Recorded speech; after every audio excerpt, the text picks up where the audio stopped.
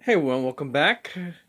Just going to show you a quick view here. This is after a couple things have been moved. This is where my sofa is. So from my vantage point, as I am looking out in my living room,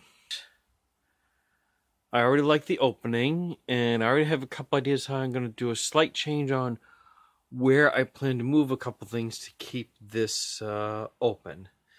So I cut a couple more big things to move. I think it'll still keep it open.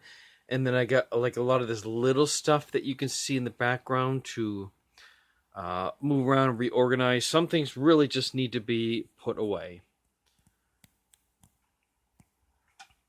So that's the next step. All right, so here's the viewpoint from my kitchen. And I'm going to try and get the best angle here because I'm going to be moving one thing from one location to another. From the over here, you're going to see that unit move up here. So I can make space for another reason for something over here while keeping all of this still open.